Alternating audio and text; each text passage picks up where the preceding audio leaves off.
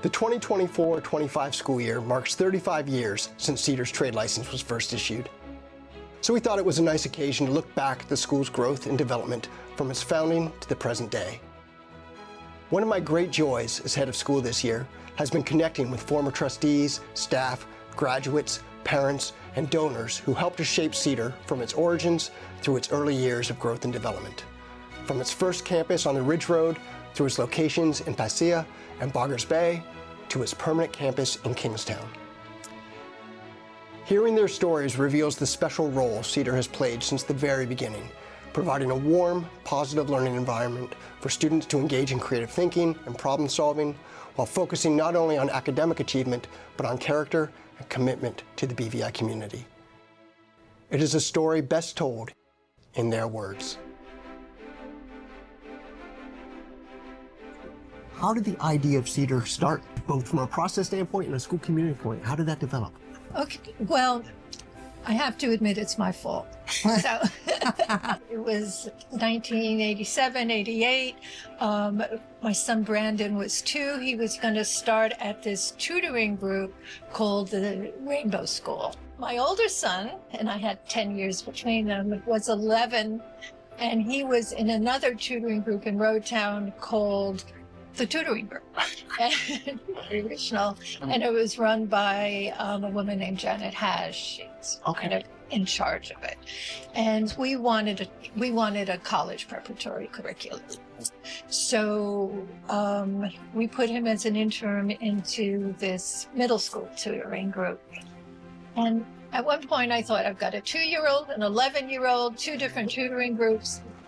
Wouldn't it be a good idea to maybe merge them, and then we'll just fill in the middle? We got a great board. We got Jerry Ferrara and Audley Maduro, and we got Henry Creaky, and many, many others, Margaret Thompson, some great people. And they all agreed. We were just so thrilled. And we made a proposal, and we put it into the Department of Education under Charles Wheatley, and lo and behold, in 1990, so we started in 88, 1990, we were granted our license. The school kept on growing. It kept on growing. We eventually sent the kindergarten down to Paseo. Right. It was George's kindergarten. It started out as Fishy Soares' school, and we rented an old supermarket at Boggers Bay. And even that we outgrew. That's a very short time period you're talking about there. It's like 3 years, right? From Ridge Road, Pasea to Boggers Bay. Right. That must have been. And then we kept the kindergarten at Pasea for quite a while after we moved into Boggers Bay. Operating on 2 campuses. Yeah, so we had 2. Well, and up the Ridge Road too, at one point we had the older students down the road on the Ridge Road in that apartment building. How many students did you have at that time when you were on the Ridge? Like when it started? When we started at 22 from the 2 tutoring groups. Wow. Yeah. And then we gradually, I think we had around 40. Yes, okay. Right. And then maybe by the time we got to the supermarket, we were around 70. Mm-hmm.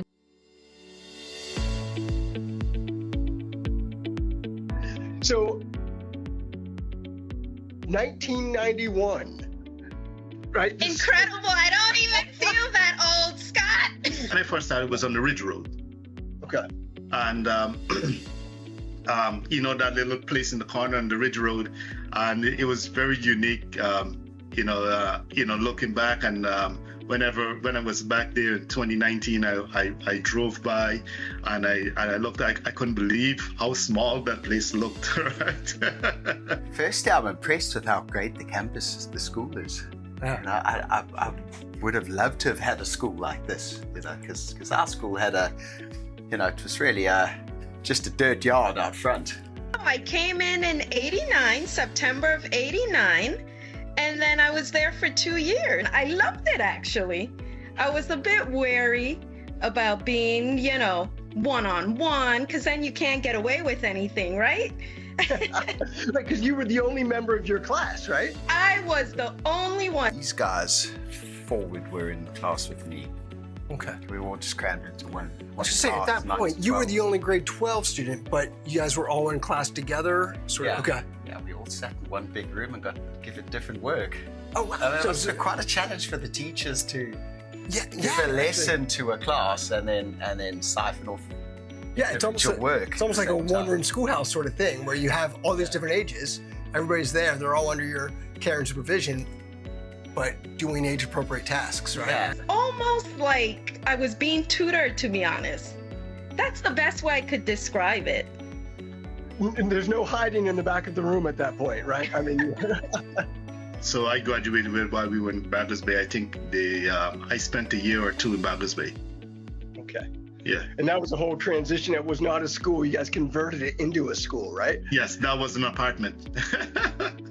I think physics and maths, chemistry, maths, we would do separate. Okay. But we'd all do history together and biology. And this was in Boggers Bay at this point, right? Yeah. Okay, you guys had some place. There was like a tree or something. Yeah, there's a big tamarind tree. It was where the school is now, for the tech school. Right. And it was actually, when we went in there, that wasn't ready for school either. So we got in there, and this is when I figured out the power of kids and like a group. Setting was so small and intimate. You were still right next to each other, but just learning at a different level. My drive and the way I do things, it all stems from the way they teach you how to do things at Cedar School, right? They really set a good foundation there.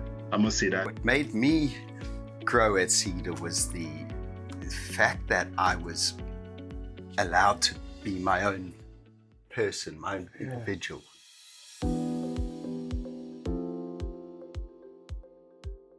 I just love the hardworking parents who just came in and they hammered and they painted and they scraped. Yes, and they drywalled and oh my gosh, cut trees and did gardening and Do whatever it took to make it happen. whatever right? it took. Yeah. Everyone was very enthused and we knew we had to make it happen and we did. Yes. Everyone did.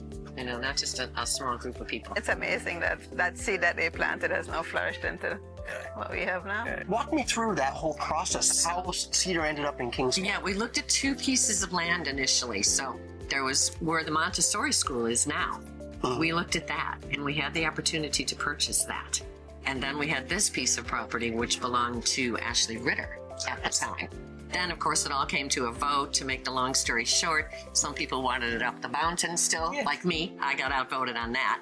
And we came down here, the flat land. Flat site. And then in town, because more people had access to it. So we organized all of that land deal with the help of, Jerry Farrar and Ken Ketchum, getting that organized with Ashley Ritter. And it was great. And we got the land, and then it was, okay, now how are we going to build a school?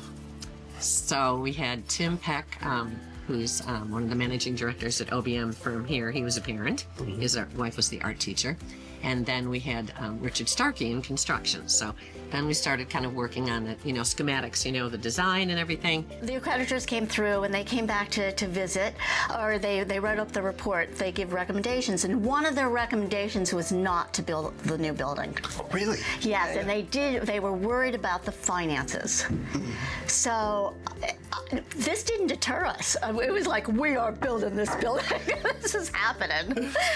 But money was a very big issue. The school was really running on a shoestring. It was always hard to know how we were going to pay for things and make sure the money was there to meet the salaries and the rent and all the expenses. But the board decided this was going to move forward, and Lynn Crook really took the money reins, and she went out and started to build a fund. I'm not a finance person. I don't know, it was like a 40, 50-page proposal.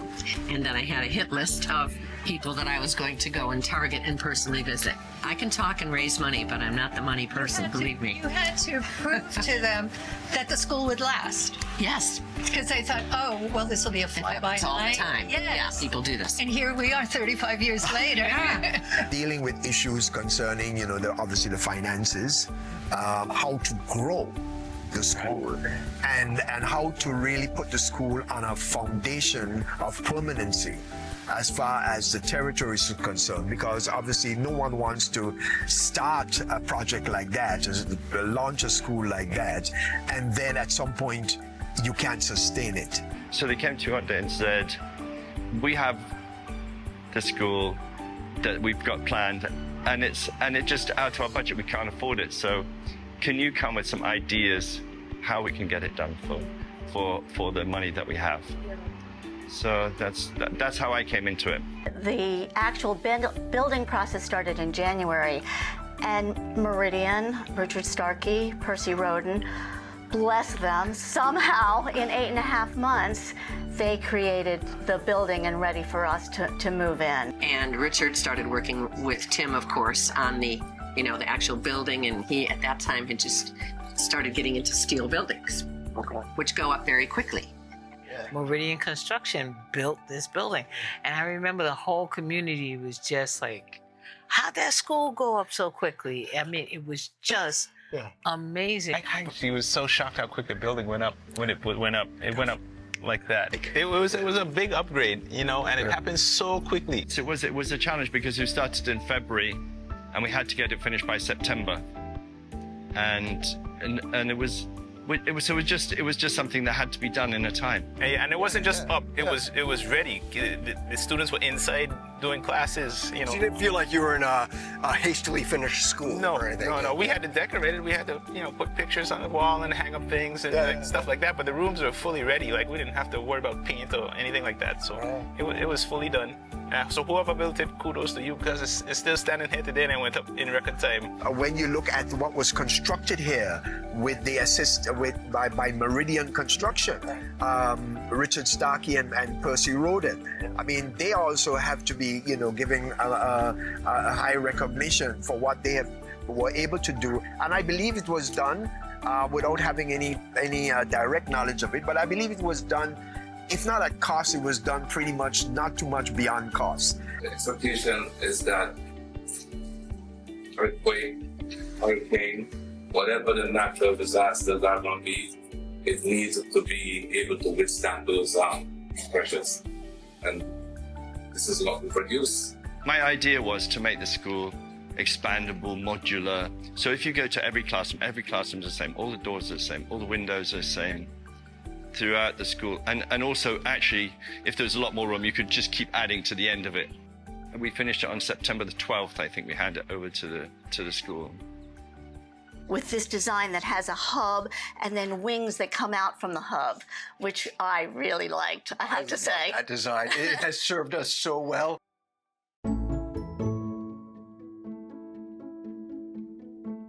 There was a need for this type of institution in the territory at the time, with an expanding economy, with financial services hadn't expanded at such a rapid rate, tourism still very fervent industry in the country, people coming in from outside, families with their children.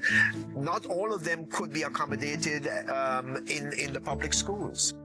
The thing is, the government can't do it all.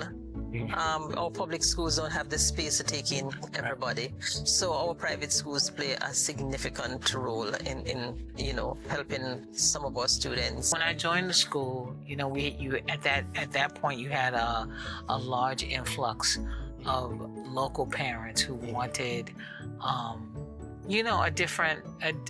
option.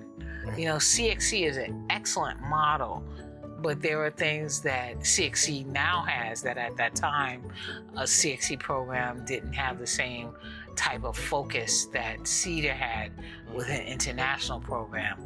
I also think that because we're a financial services jurisdiction, when people are coming to work here, they're thinking about, well, what type of education is my child going to receive?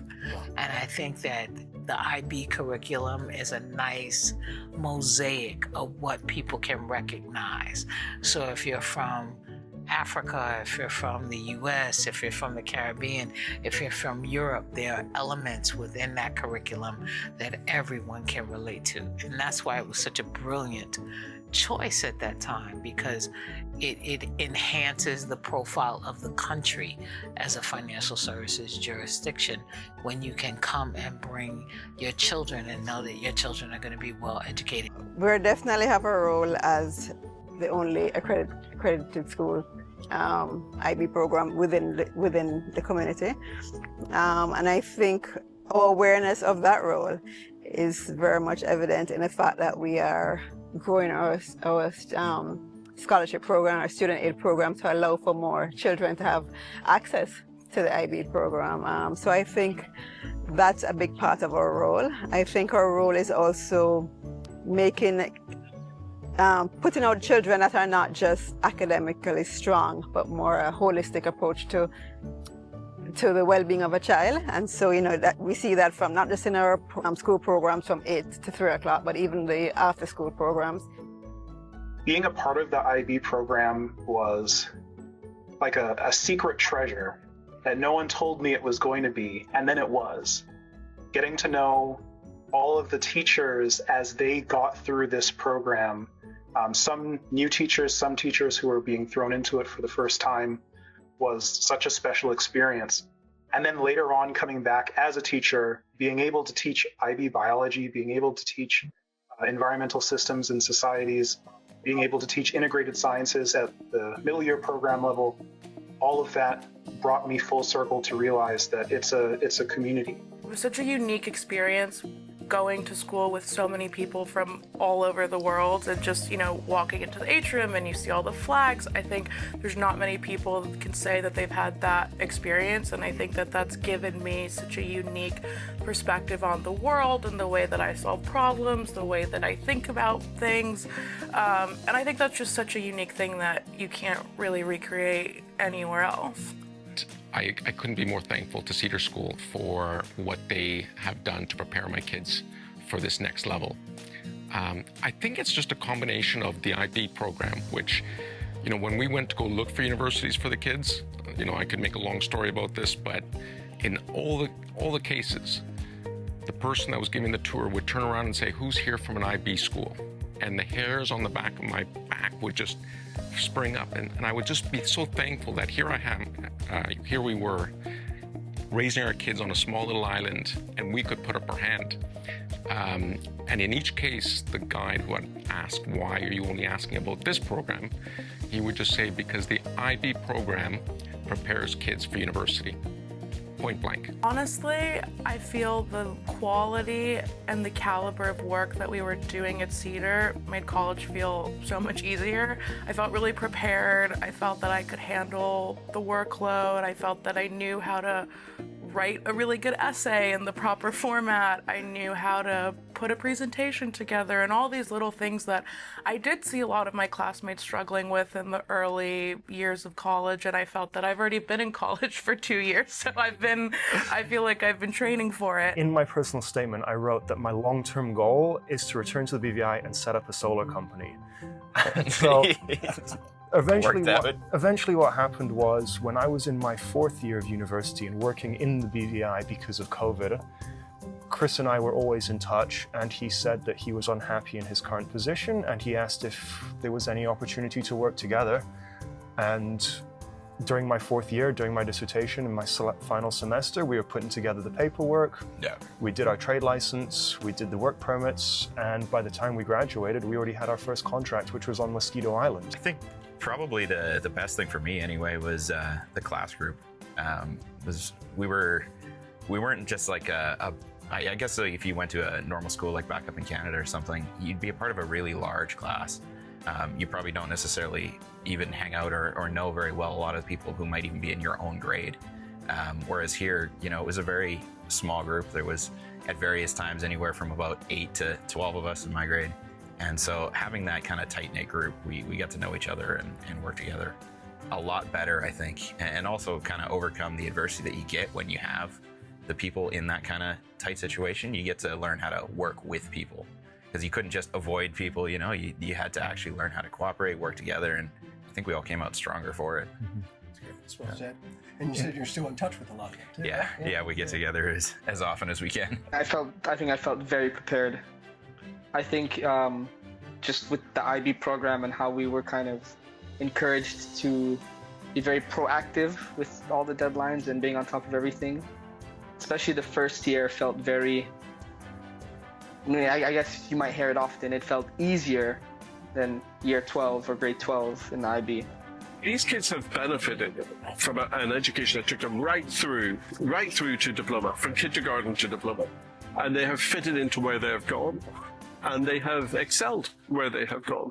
And when you look at my eldest, who was evacuated in his last year before doing the IB diploma to Bermuda, to an international school, and then succeeded in coming in the top 3 of the cohort in Bermuda, that is exactly what I mean about the ability for the IB program and this school to provide a fantastic platform.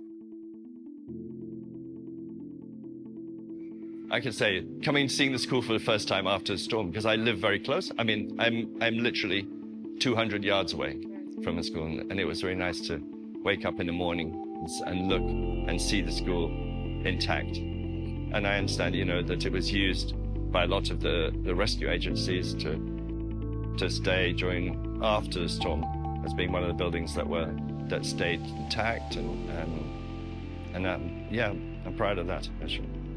Like, I have to say, I'll never forget after Irma, that hard decision that a few of us had to make. It was a moment where you have to think all the parents were leaving the island, which meant that we had no more income coming in. We still had to pay the teachers, right? So that's real money that, you're paying out. And we had to make the decision, is the BVI actually gonna come out of this? Because if it isn't, we have to close the school down. And what we introduced in a daily local program after Irma to get kids off the street and into a schooling of some sort was a great reaction to what was happening on the ground.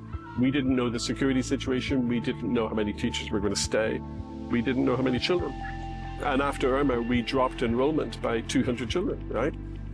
But a year later, we were back up, and that's because we were able to provide a continuity. And we immediately set out to start raising money, putting programs in place for the kids that were here, and it worked out really well. Look at where we're at now. We're back up to the level of number of students that we had pre-Irma. I know, at a lot of other schools, it's like, oh yeah, you want to get first in your class to say that you're the best. But one thing I like about Cedar is that they don't rank us, so that because we all take such different classes, especially in DP. So it's kind of hard to judge, who is the best and who is the worst. Not who is the worst, but who is the best.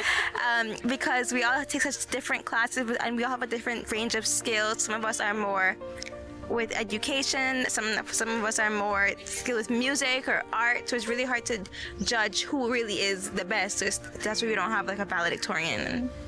Yeah, there's definitely been opportunities, if you're stronger or weaker at something, there's always been opportunities within school, if you're good at sports, you can participate in the house activities. If you're really into arts, there's lots of arts things you can do. There's always something you can kind of focus on no matter what. Yeah, and I think that's even reflected within our administration. Even Mr. Pasco, he's not necessarily focused on our grades, but he talks a lot about grit in our lives. So it's from the IB and international part to how do we create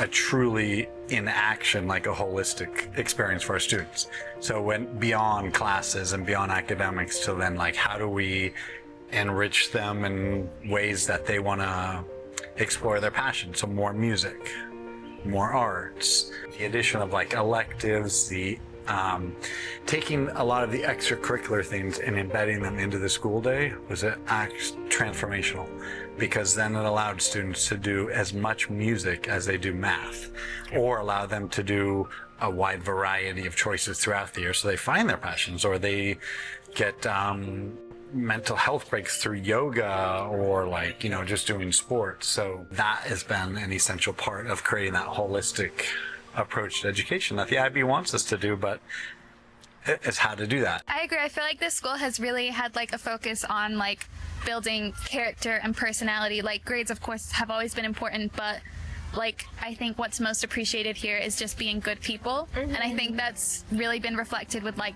IB learner profile traits, where growing up since primary, you've been told you gotta be caring, reflective, risk taker, principled, and you kind of go, you're yeah. But I feel we have actually taken those into account, and I feel even if we don't, say, oh yeah, I'm being risk. I feel everyone I've met here are just all strong people, all have strong characters, and I think that is partly because of the way the school has brought us up and has focused on like teaching us to be good people, not just good at doing the work.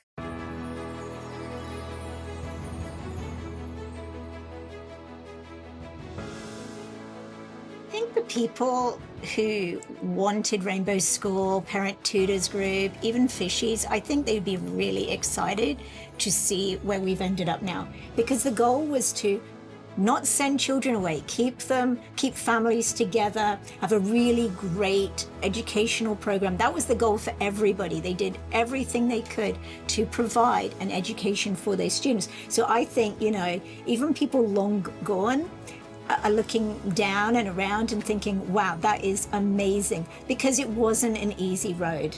There've been lots of challenges throughout the way, how the PTA had to change gears to really earn money to get this school going. There were so many motivated people, and I think at one point we were, there were people giving money and just trying to pave the way for this. And I think they'd be really, really excited and proud. And I know I am, because I know people want Cedar. They love the idea of Cedar, and it has still kept that family aspect of it. We're still all very interconnected. We're all still very much helping and giving, sharing our specialties and our love for this school. When you've come so far and you're dealing with people who've just come in maybe 2 or 3 years ago, and they don't realize what your history is and how much you've given to the school and how much time you've invested in it, private time really, not time you were paid for, right?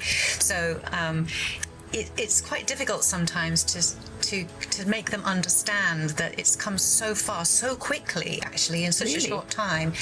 And that's why I think I hate it when I see things being wasted and stuff like that, because it's like a few years ago we didn't have any of this stuff, and it's so valuable, really. And I think it makes you just realize how important it is, the history behind us that we're standing on.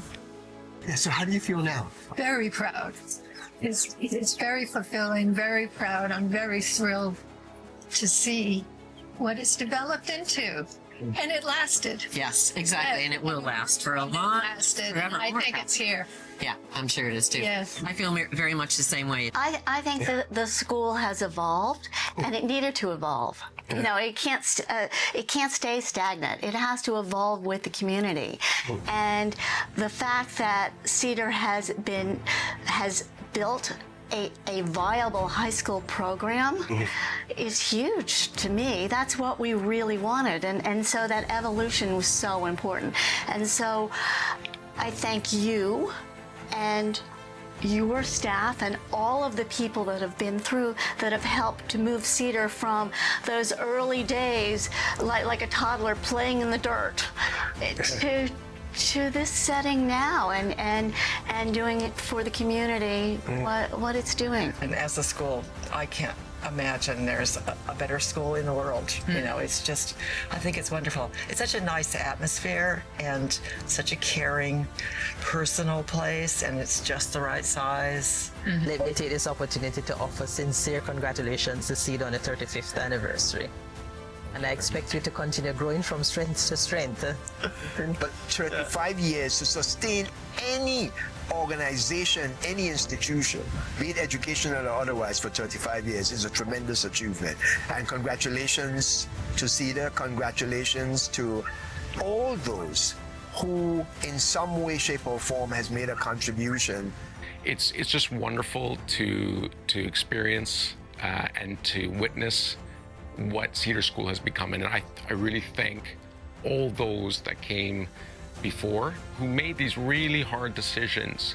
I keep even saying it now, that as we're kind of moving on to perhaps build this performing arts center, somebody else before us had to make the hard decision to move to Kingston and to lay out this money, to lay out the foundations for what Cedar has become.